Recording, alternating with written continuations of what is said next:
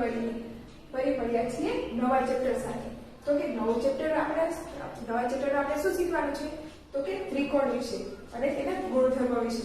તો આપણે ચાલુ કરી નવું ચેપ્ટર કે જેમાં આપણે ત્રિકોણ અને તેના ગુણધર્મો વિશે થોડું નવું જાણીએ, જેમાં તમને ખૂબ મજા આવશે। તો ચાલો આપણે ચાલુ કરીએ નવું ચેપ્ટર। તો ચેપ્ટરનું નામ શું છે? Chapter number 6। શું નામ છે? તો કે ત્રિકોણ અને તેના ગુણધર્મો। ત્રિકોણ એટલે કે ટ્રાયેંગલ અને તેના ગુણધર્મો એટલે કે એન્ડ ઇટ્સ પ્રોપર્ટીઝ એટલે કે તેના ગુણધર્મો। તો ફ્રેન્ડ્સ, હવે આપણે ત્રિકોણ તો વિશે થોડું ઘણું જાણતા જોઈએ, તો હવે તેના વિશે આપણે થોડું વધારે જાણીએ। તો ફ્રેન્ડ્સ, આપણે શું કીધું છે કે પ્રત્યેક વિધાન સાચું બને તેવી રીતે ખાલી જગ્યા પૂરો। તો આપણે કરવાની છે ખાલી જગ્યાઓ। તો કે ખાલી જગ્યામાં પહેલી ખાલી જગ્યા શું છે? તો કે ત્રણ રેખાખંડોથી ઘેરાયેલા બંધ આકૃતિને ખાલી જગ્યા કહેવાય છે।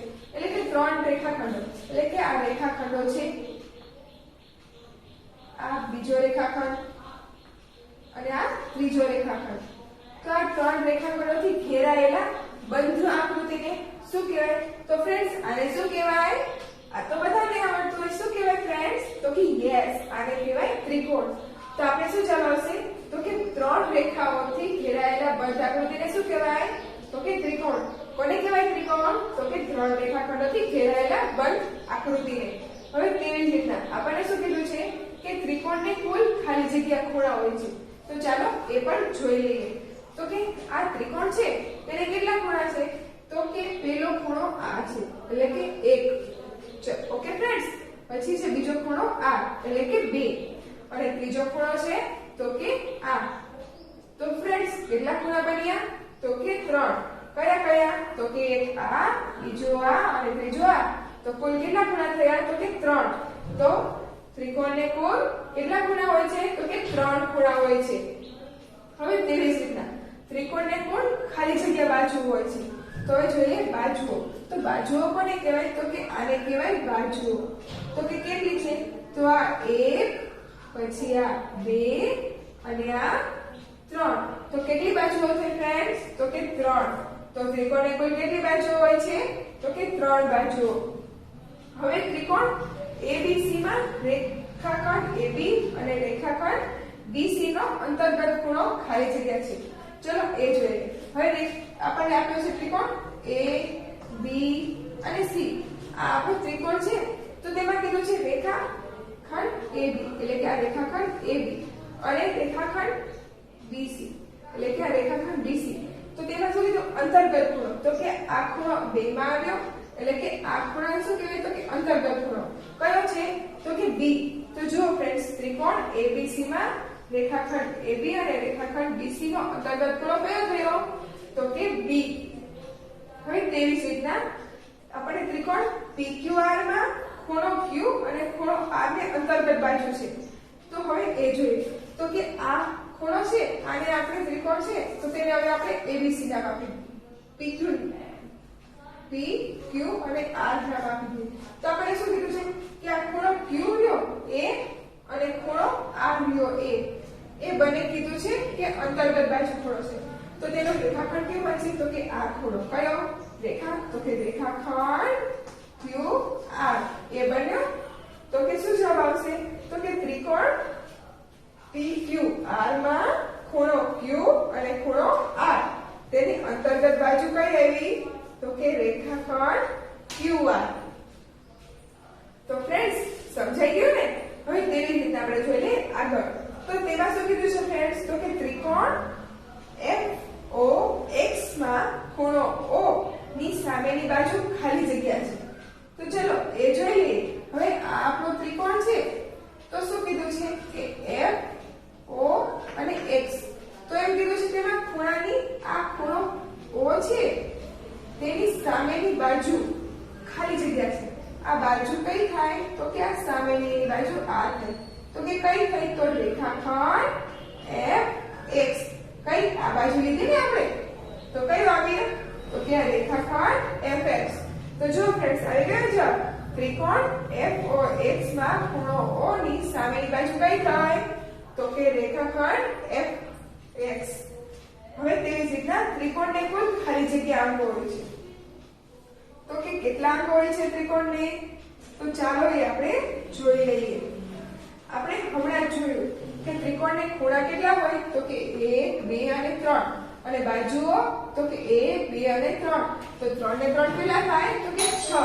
એટલે કે ત્રિકોણને કુલ કેટલા અંગો છે? તો કે 6 અંગો હોય છે. હવે તેવી જ રીતના ત્રિકોણના શિરોબિંદુઓની સામેની બાજુના મધ્ય બિંદુ સાથે જોડતા રેખાખંડને ખાલી જગ્યા કહેવાય છે. એટલે કે આ ત્રિકોણના શિરોબિંદુઓ છે તેના સામેની બાજુમાં મધ્ય બિંદુ સાથે જોડતા, એટલે કે આને મધ્ય બિંદુઓ સાથે જોડીએ તો તેને શું કહેવાય? તો કે મધ્યગા કહેવાય. શું કહેવાય ફ્રેન્ડ્સ? મધ્યગા. અને હવે ત્રિકોણના શિરોબિંદુમાંથી સામેની બાજુ પર દોરેલા લંબને ત્રિકોણનો ખાલી જગ્યા કહે છે. હવે ત્રિકોણના શિરોબિંદુ છે તેના સામેના બાજુ પર દોરેલા લંબને હવે આને આપણે આમ દોરીએ તો આ તેનો કહેવાય લંબ. એટલે કે શું કહેવાય? તેને શું કહેવાય? તો કે ભેદ કહેવાય. તો શું કહેવાય? તો કે ત્રિકોણના શિરોબિંદુમાંથી સામેની બાજુ પર દોરેલા લંબના ત્રિકોણને શું કહેવાય? તો કે ભેદ કહેવાય છે. હવે તેવી જ રીતના જોઈએ 10મી ખાલી જગ્યા. તો ફ્રેન્ડ્સ એમાં શું કીધું? તો કે એક ત્રિકોણમાં કુલ ખાલી જગ્યા મધ્યગા હોય છે. તો ફ્રેન્ડ્સ એ જોઈ લઈએ. તો કે આ એક થઈ, આ પછી અહીંથી આમ લઈએ તો કે બીજી અને આ 3. તો કે ત્રિકોણને કુલ કેટલી મધ્યગાઓ હોય છે? તો કે 3. અને ત્રિકોણને કુલ ભેદ પણ કેટલા હોય છે? તો કે 1, 2 અને 3. એટલે કે ત્રિકોણને ભેદ પણ કેટલા હોય? તો કે 3. હવે તેવી જ રીતના 12 તો કે શું છે? તે તો કે ત્રિકોણના બહિષ્કોણનું માપ ત્રિકોણના ખાલી જગ્યા બે ખૂણાઓના માપના સરવાળા જેટલું હોય છે. તો ફ્રેન્ડ્સ એ આપણે જોઈ લઈએ. તો તેમાં શું કીધું છે કે ત્રિકોણના બહિષ્કોણના માપના ત્રિકોણના બહિષ્કોણનું માપ ત્રિકોણના ખાલી જગ્યા બે ખૂણાના માપના સરવાળા છે. એટલે કે શું કહેવાનું? તો કે અંતઃમુખ સમુખ કોણ, એટલે કે ત્રિકોણના બહિષ્કોણ છે તેના ત્રિકોણનું માપ એના જે કયા બે ખૂણાના માપના સરવાળા જેટલું હોય છે? તો કે અંતઃસમુખ કોણ જેટલું. હવે તેવી જ રીતના જોઈએ આપણું ત્રિકોણ. તો 13માં શું કીધું છે ફ્રેન્ડ્સ? તો કે 13માં કીધું છે કે ત્રિકોણના બહિષ્કોણ અને આ બહિષ્કોણના આંશાંશ કોણ માપનો સરવાળો કેટલો થાય.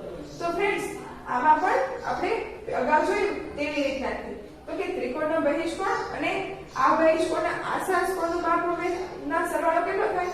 તો કે 180 અંશ થાય. તો કેનો સરવાળો? તો કે ત્રિકોણના બહિષ્કોણ અને બહિષ્કોણના આંશાંશ કોણનો સરવાળો. હવે તેવી જ રીતના તો કે ત્રિકોણના બહિષ્કોણના કાટકોણ હોય તો બંને અંતઃસમૂહ કોણ ખાલી જગ્યા કહેવાય. હવે ત્રિકોણનો બહિષ્કોણ લ્યો એ કાટકોણ હોય તો અંતઃસમૂહ કોણ કેવો હોય? તો કે લઘુકોણ હોય. હવે તેવી જ રીતના તો કે ત્રિકોણનો બહિષ્કોણ ગુરુકોણ હોય તો બંને અંતઃસમૂહ કોણ પૈકી એક લઘુકોણ હોય તો બીજો કેવો હોય? ગુરુકોણ. એટલે કે આપણે કીધું છે કે ત્રિકોણનો બહિષ્કોણ ગુરુકોણ હોય. આપણે કીધું છે કે ગુરુકોણ છે તો બંને અંતઃસમૂહ છે, આપણે બે અંતઃસમૂહ છે તેમાંથી આપણે કીધું છે કે એક લઘુકોણ છે તો બીજો કેવો હોય? ગુરુકોણ. હવે તેવી જ રીતે આપણે જોઈ લઈએ 16મી ખાલી જગ્યા. તો ફ્રેન્ડ્સ એમાં શું કીધું છે? તો કે ત્રિકોણનો બહિષ્કોણ લઘુકોણ હોય તો બંને અંતઃસમૂહો કેવા હોય? તો કે લઘુકોણ છે. કેમ કે આ લઘુકોણ હોય એટલે કે તે 2 અંશથી નાનું. તો બંને અંતઃસમૂહ કોણ કેવા હોય? 2 અંશથી નાના એટલે કે લઘુકોણ. હવે તેવી જ રીતના જોઈ લઈએ આપણે ખાલી જગ્યા નંબર 17. ફ્રેન્ડ્સ બધાને મજા આવે છે ને?